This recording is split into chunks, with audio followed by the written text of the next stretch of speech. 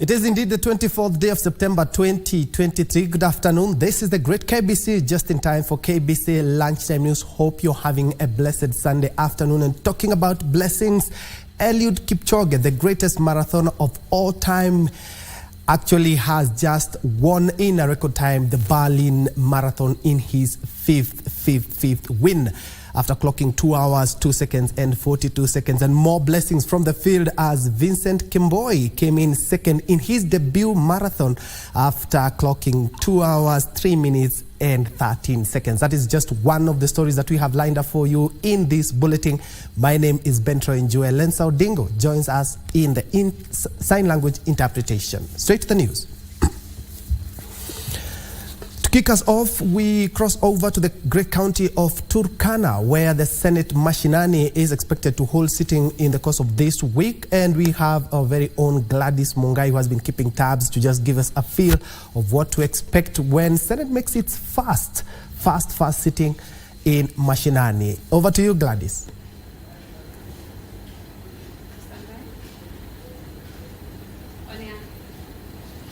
Good afternoon to you, Njue, and like you rightly put it, yes, we are indeed in Turkana County, and where we are at the moment is the Turkana members of the Ward Representative County Assembly, where the business of the Senate is set to kick off officially tomorrow, this being the third, so to speak, session of Senate Mashinani. Previously, we've had 2 Senate Mashinanis held in different counties, and pursuant to standing orders of the Senate, standing orders number 1 to 6, the Senate in May resolved that this particular year's Senate Mashinani be held in Turkana County. And I really don't want to preempt much. I have people in charge of this particular event, and joining me on set is Honorable Zakayo Mogere. He is the chair of the Senate committee in charge of preparations of this particular event. And today, this particular event is, so to speak, in the last minute preparations. We want to hear from them. Are we ready to kick off? Welcome. We are live on KBC Channel 1. Please talk to us. The aspect of seeing fruition of Senate Mashinani in Turkana County. What has it taken for us to reach at this particular stage? And are we ready to kick off? Yes, we are ready to kick off. What it has taken is that the Senate resolved on 30th of May to hold these sittings in Turkana, and the administration of Parliament and the Senate, led by the clerk, appointed a planning committee to oversee all this work. Together with the administration of the Turkana County Assembly, we've worked together to have this situation where we are at. And as of today, we are ready to take off tomorrow. The chamber is ready, as you can see. Committee rooms are already done. Everything is okay. Senators have started arriving. So far, we have 15 senators who have arrived as of this morning, and others are expected this afternoon for all plenary sittings and committee sittings starting from tomorrow. Yes. The committees are lined up to have their many activities, formal meetings, and visits within the county of Turkana, including the irrigation schemes, including the Tulo oil, and others will be visiting the Turkana wind power projects. Pursuant to the norms, where we have our Senate probably sitting in Nairobi, we are seeing, so to speak, you moving to the resumption of Senate Mashinani to counties. What is the ultimate goal of these particular sittings being held away from the normal chambers in Nairobi? The ultimate goal, as you are aware, the mandate of the Constitution is to protect and defend the interests of the counties.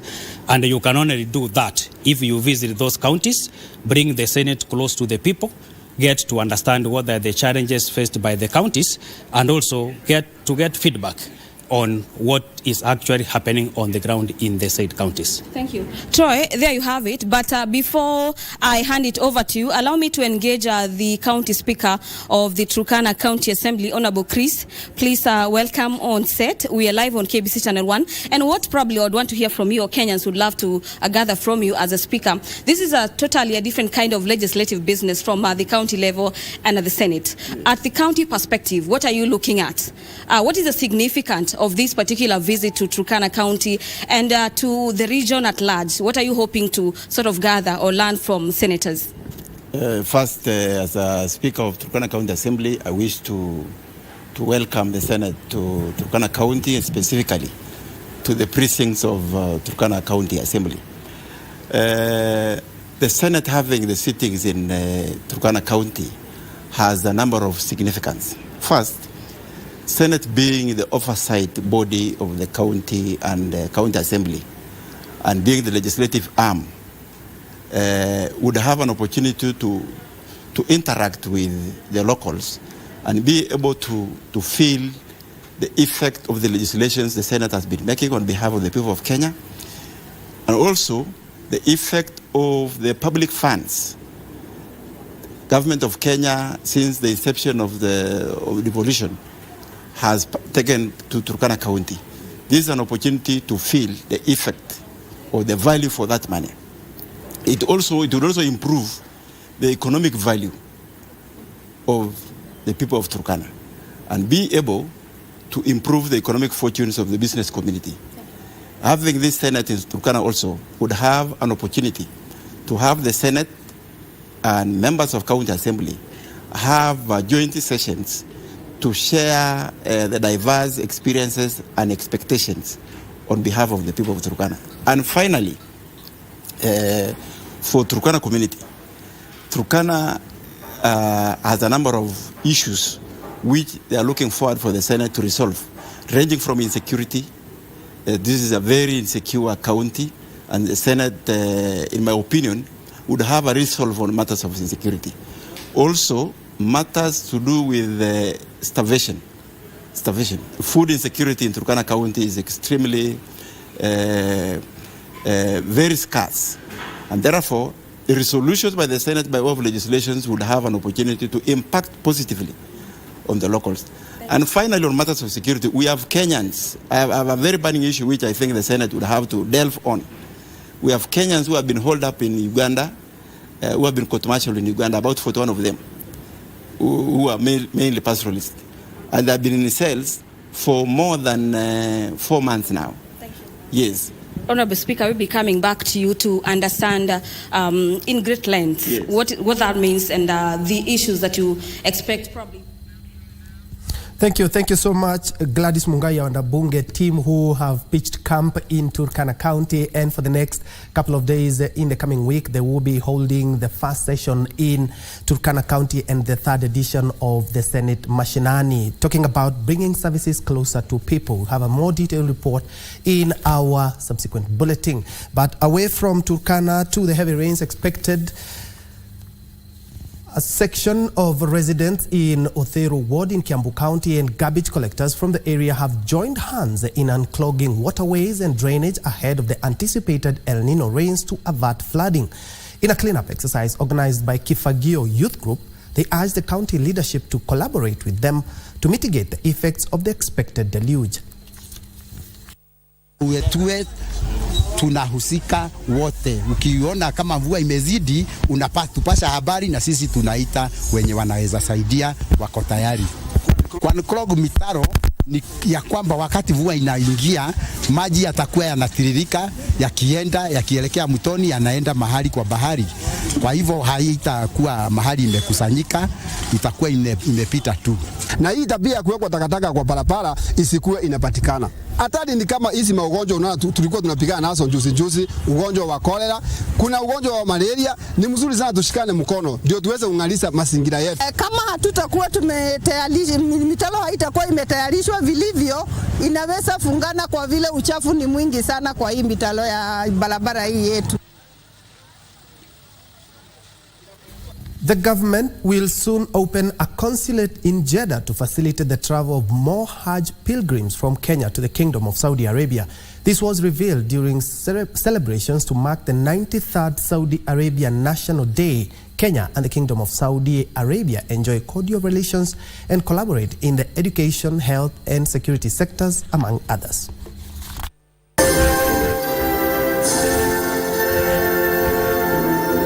Members of the diplomatic corps, senior government officials, religious leaders, politicians and members of the public joined the Saudi community in Kenya for the 93rd National Day celebrations.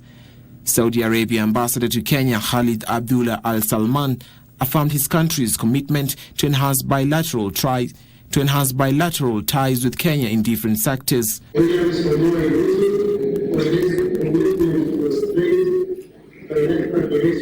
and kindly invite him to Saudi Arabia to further strengthen our very high relations. Ambassador Al Salman adding that the Kingdom of Saudi Arabia will increase university scholarship for Kenyan students.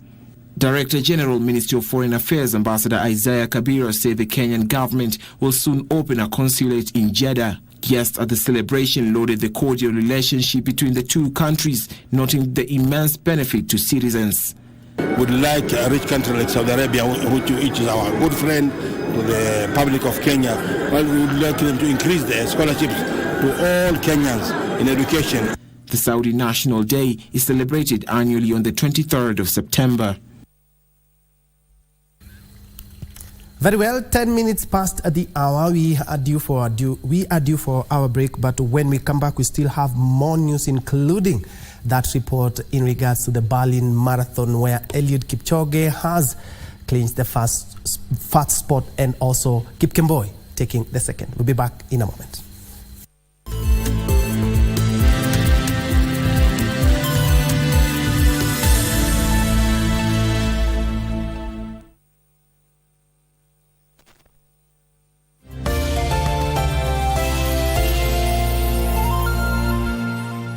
The Senate will hold its sittings dubbed Senate Mashinani, Turkana County from 25th to 29th September 2023.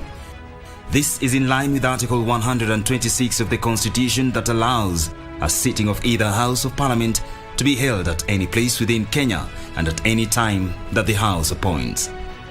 The sittings will highlight the critical role the Senate plays in the interlinkage between the national and county levels of government and enhance the interaction between the Senate and county government as a means of bringing the Senate closer to the counties and the general public.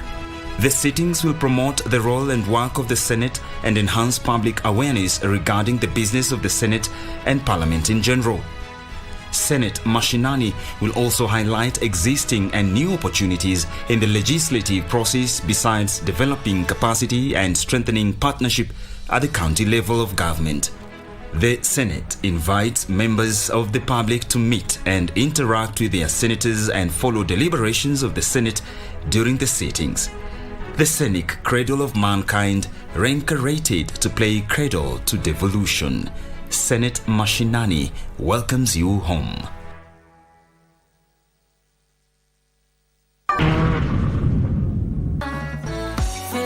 Ikitoka nje ya hii gate, usifungulie mtu mwingine yoyote. Ulitoka hapa kwangu na hasira, hadi ukanivunjia paka mlango. Tena umerudi wewe na hasira. Nikueleweje mimi? Achana na mimi. Amefukuzwa na nani? Amfukuzwa na babako. Kaeke begi ende jikoni ukapike. Yaani mimi nitokako? Wewe unketi tu hapa. Alafu mimi ningia jikoni nikupikie. Twende. Baba twende. Zito atakwenda kanijua mimi ni nani. KBC brings you children's programs at its very best. From preschoolers to the teens, featuring the very best of untapped talents, showcasing arts and crafts, music and poetry. We bring you the latest animations and teach the children how to do it. Can you read the word with Happy Hippo? Ja. Join us every Saturday from 7 a.m. and weekdays in the late afternoons as we bring you entertaining children programming on KBC Channel 1.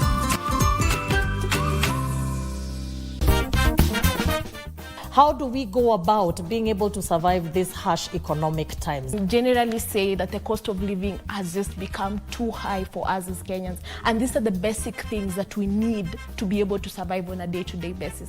So we really need to look for a way of navigating through that. Try and cut cost of their living standards. Try and cut cost of their rents where they are doing businesses. Which are some of the investments I can get into to help me through tough economic times? You can start a side hustle. The benefits for joining Women in Business Network, our work is to connect you to reach, engage like-minded people.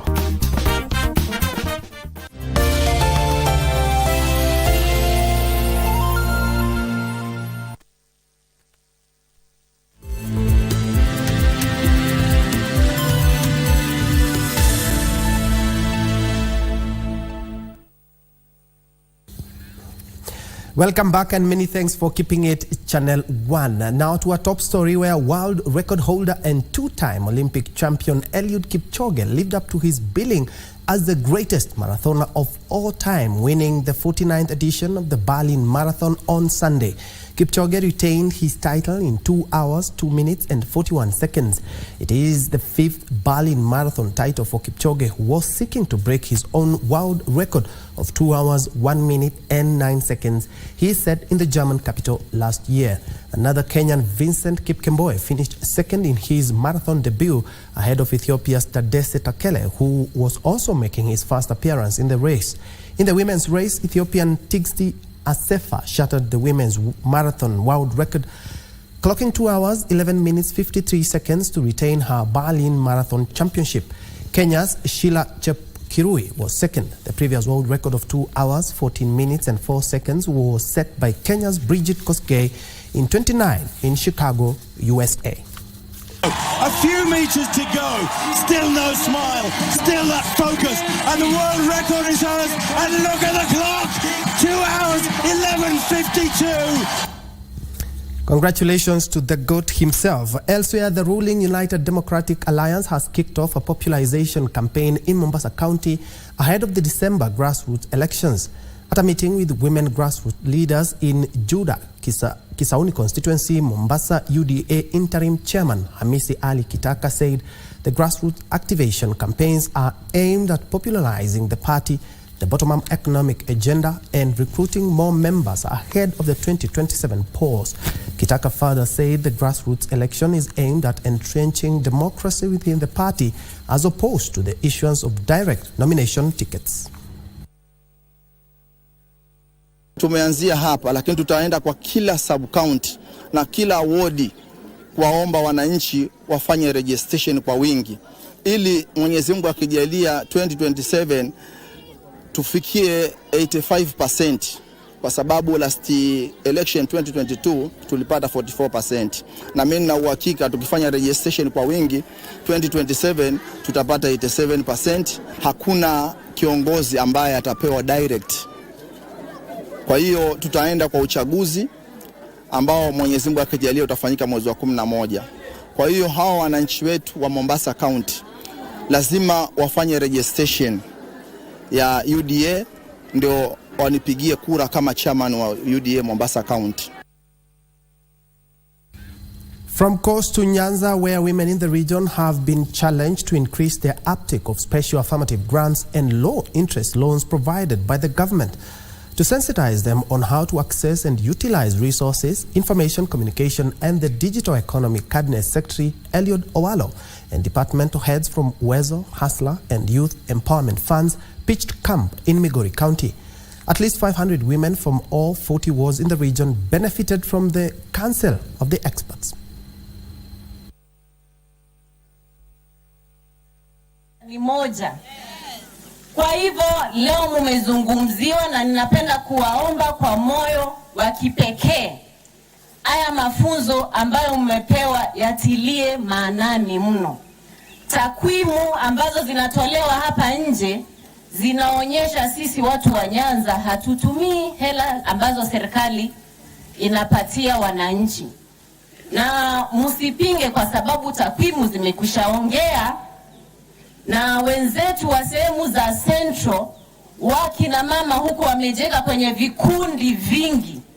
Ukifanya mwenyewe ndio utaweza, lakini mkiwa kama kikundi ni rahisi, kwa sababu pengine waziri hapa Nyanza najua kina mama wengi hawana uwezo wa kuwa na. We will sort out electricity, we will sort out water. When it comes to employment, today we don't have the white collar jobs. So the space where we have got an enormous potential of jobs is the digital space. And I've been tasked by the president to ensure that in each and every ward in this country, a total of 1,450, we are going to establish and operationalize a digital hub where our brothers and sisters, younger siblings can learn digital skills. We connect them to global technological companies to acquire digital jobs. Sote, wengine wetu, tulifanya kwa hali na mali, hata machozi pia, tukitaka baba awe rais. Lakini tulifika pale mto Jordan. Baba alirudi nyuma. Akatuambia ameona nini? Ameona nini? Tukarudi. Hii mwaka tu mwezi wa 4 nikaingia maombi. Nikasema wacha nirudi pale mto Jordan. Niangalie ile mamba ilikufa ama bado iko. Ili nitoe uamuzi wangu. Nilienda pale wenzangu. Nimepata yule mamba. Amezaana. Ako na watoto wake na wajukuu na vitukuu kwa maji. Wengine wako nje wamejaa. Nikasema ala. Tulishindwa na mmoja. Tukarudi nyuma hatukufika. Sasa na hii imejaa hivi. Itafika. Mimi siku hiyo nilirudi kwa nyumba yangu. Nikaambia Mungu nipatie huru. Sasa wacha nifanye uamuzi ambayo iko na hekima. Joturwa.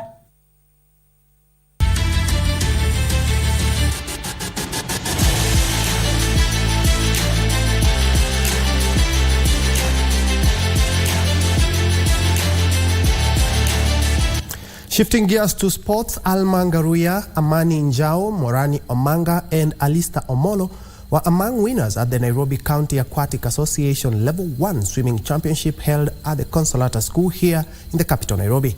Meanwhile, more than 15 schools are taking part in the Kiambu County Invitational Gala being held at the M-Pesa Foundation School in Kiambu County.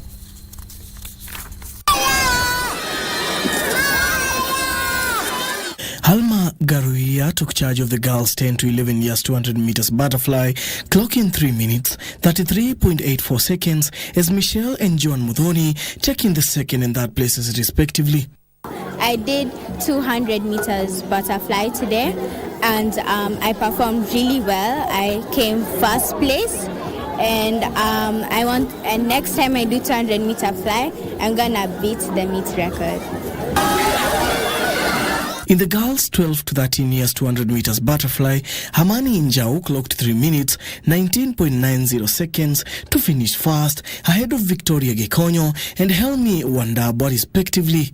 I'm really proud of myself because overall I got the best time for 200 fly female, and I'm looking forward to more good performances. Norani Omanga dominated the boys 12 to 13 years individual medley, as Alista Omolo shined in the boys 14 to 15 years 100 meters individual medley. I started swimming when I was 7 years old. The reason I started swimming is when I found my friends swimming, and I wanted to swim but I couldn't because I didn't know and I didn't want to drown. So then my dad got me a teacher and then I started swimming. Yamekuwa vyema, alafu nimeperform vizuri pia. Nimepata bronze kwa IM individual medley. The two-day event has attracted 37 schools and will end tomorrow. Of course, we are looking at an all-inclusive swimming program. Initially, we used to have the swimmers with disability come on board, but of late, we've not been doing it. But going forward, we want to have everyone on board to be able to compete together with the rest. Meanwhile, more than 15 schools are taking part in the Kiambu County Invitational Gala held at the M-Pesa Foundation School in Kiambu County. When I started swimming, I was not able to do freestyle well. I was just thinking, so I've seen a really good achievement. Swimming is like a skill that we all need in life. So like for example, if you're going to an ocean, you don't know how to swim, you're getting drowned. Swimming is another skill you can use. In some of the events held today, Tio Masharia emerged victorious in the boys under 700 meters individual medley ahead of Morgan Nyaneti and Lavin Kimanthi, who completed the podium dash. Tuna ulemavu lakini tumeshirikishwa katika huu mchezo wa kuogelea kuoneshana vipaji vyetu ambavyo vitakuja kutusaidia hapo baadaye, hasa tukiweza kuwa moja hapo ya kuteuliwa kuingia katika kuwakilisha Kenya katika maabara tofauti hapa nchini. Alisha Imani took charge of the girls 8 to 9 years 100 meters individual medley, with Kendi Mwiti and Nashifae Odupoi taking the second and third places respectively. we are going to select a county team that is all-inclusive. Then from there, we are going to have a plan of how they are going to be training together. Congratulations to the young swimmers. Further afield, defending champions Team World will carry a 10-2 lead over Team Europe into the third and final day of this year's Lava Cup in Vancouver. American pair Taylor Fitz and Francis Tiafoe both won in straight sets, beating Andre Rublev and Hubert Hughes respectively. Felix Auger-Aliassime and Ben Shelton added a doubles win for Team World. Matches on day 3 are worth 3 points to Team World and need just 1 win from Sunday's 4 contests to win the event for a second time. Norway's Kasper Ruud beat Tommy Paul to claim the only point so far for Europe, who won the first 4 editions of the tournament, which began in the year 2017.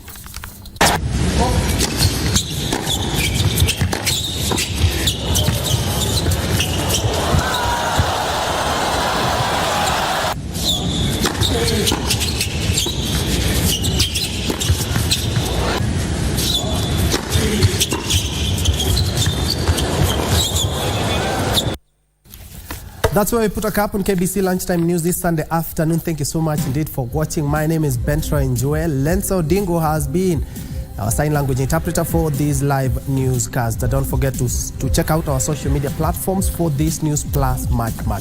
Do have yourself a blessed week ahead.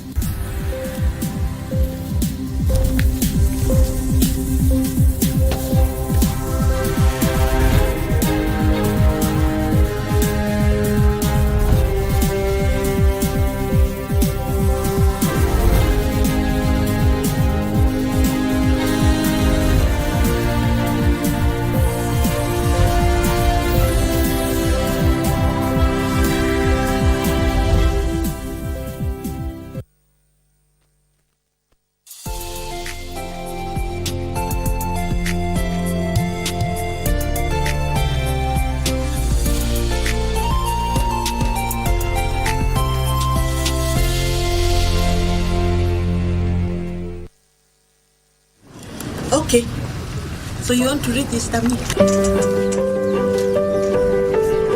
Tuko hapa kaunti ya Embu. Nimekuwa registered kama farmer kupitia kwa program tunaita KIAMIS, program ambayo inaendeshwa na National Government, Ministry of Agriculture.